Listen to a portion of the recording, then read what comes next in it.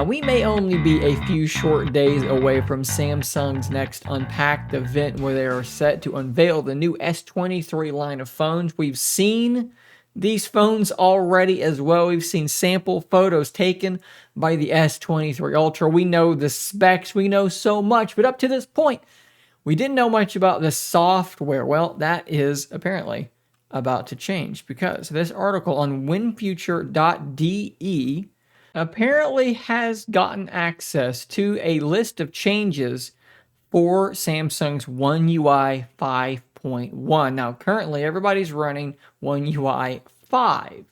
So this is the software that is apparently going to be shipping on the S23 line. Now, even if you don't have an intention on buying an S23 phone, maybe you haven't used the link in the description down below to reserve your S23 phone and cash in on some accessory credits coming back your way. This might still be important to you because obviously 5.1 will be coming to other devices down the line. So let's look at this list of changes and see what we have here. Under camera, we have a couple of things. Changing the hue for a selfie just got easier. Easily change the hue of your selfies using the effects button on the side of the screen. So some sort of hue changer for selfies. Not sure how much I'll use that one, but still. Quick access to Expert RAW. Accessing Expert RAW is now easier from the advanced menu, just kind of bringing some of these more advanced features more to the forefront. I don't think a lot of people use Expert RAW, but if you did, it's going to be that much easier to be using.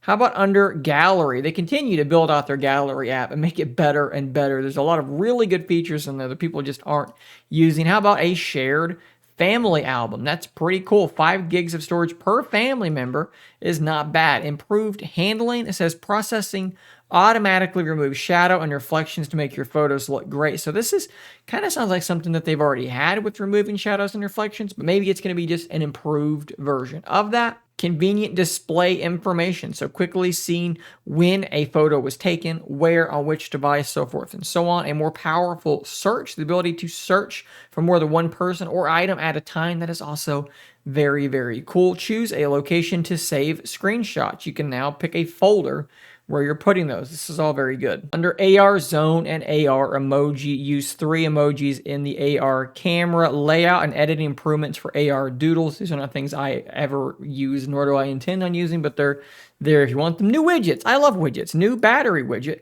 New battery widget allows you to check the battery level of your Galaxy devices right from the home screen. You can see how much battery you have on your phone, your buds, your watch. I love this sort of ecosystem stuff as well. Really, really cool. Intuitive weather widget. The new illustration style and summary of current weather conditions make it easy to know the weather information, whether it's sunny, cloudy, rainy, or snowing. So a couple of cool widgets from the sounds of that. Modes and scenarios, different wallpapers depending on the mode. Set different wallpapers on lock screen and home screen depending on your current activity. Choose a background for work, sports, and more when setting different modes. That is actually pretty cool. So not just a custom looking device, but a device that changes its appearance based on what you're doing. Additional conditions and actions for scenarios. Run scripts automatically when you turn on airplane mode or mobile hotspots. Scripts can open some apps, adjust left, right audio balance, and more. So a lot of like really heavy tweaking stuff we're going to be able to play with there. How about under connectivity? Collaborate in Samsung Notes. Create a shared note that multiple people can edit at once. That's a really useful one. Like me and my wife used to do this with another app where we'd have like a grocery list or a to-do list. We could see what the other one was doing. That is pretty cool. Inviting to shared apps made easily. Now you can easily invite people to shared albums, notes, and calendars using a link. So that's going to make that much more easy. Advanced multiple control between Galaxy Book and smartphone. You can use your Galaxy Book's mouse, keyboard, or trackpad not only with your Galaxy tablet, but also with your Galaxy smartphone. That is pretty cool.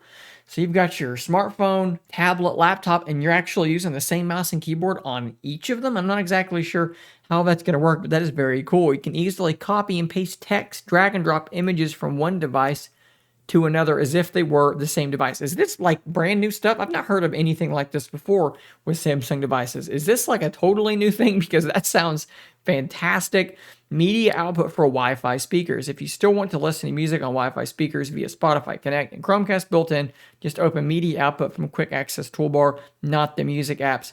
That's kind of similar to something you can do on other phones already, so I'm not sure if that's super duper new. Continue browsing on your PC. If you browse the web with Samsung Internet on your smartphone and then continue browsing on your PC, you can find the websites you have open on your smartphone and continue browsing them. So that's some cool synergistic stuff that we can kind of do with other browsers. And under Samsung DeX, improved multitasking in DeX. In split screen mode, you can now drag the splitter in the center of the screen to resize both windows. That is awesome. I think currently, if you have two windows split, you're adjusting the size of one, but the other one stays the same. So you might have like a gap in the middle. So now I guess you're adjusting both at the same time, if I'm understanding this correctly. I've not used DeX in a minute, so I may be wrong about that, but if that's the case, sounds okay. You can also align a window to one of the corners so that it occupies a quarter of the screen. So more kind of snap layout scenarios there. Under settings, recruitment suggestions. Suggestions now appear at the top of the settings screen, letting you know about useful features. Okay, whatever. You can now search for folder names in bookmarks or group names in tabs. That's interesting. Setup wizard is going to be faster and easier for initial setup. Weather, detailed weather information at a glance, so they're improving their weather application. Calls, Bixby text calls. Use Bixby text calls to automatically answer calls and figure out the purpose of the call. This is very, very cool because this is the thing that Pixel phones have had for a while, their automatic call screening. And if this is accurate, if this is coming to Samsung devices, that is a game changer for a lot of us. Now, it's actually been there already. I forget the language. I think it might be Korean, but it's only compatible with Korean-speaking regions. But if this is actually rolling out, Bixby text calls are only available in English and Korean. Oh man, this is going to be really, really cool. One of the Pixel's best features, in my opinion, is coming to Samsung phones very, very soon. Big shout out to WinFuture, link in the description if you want to check out the original article. A lot of this stuff is very, very cool. If you want to see more coverage of these phones, hit that subscribe button. I will probably be live on the day of their Unpacked event, live streaming. So you can be here with hopefully dozens and dozens of viewers of this channel talking in the chat and having a good time watching these phones be announced. So you don't want to miss that stuff, guys. Subscribe before you go. I will see you on the next one. And until next time, stay nerdy, my friends.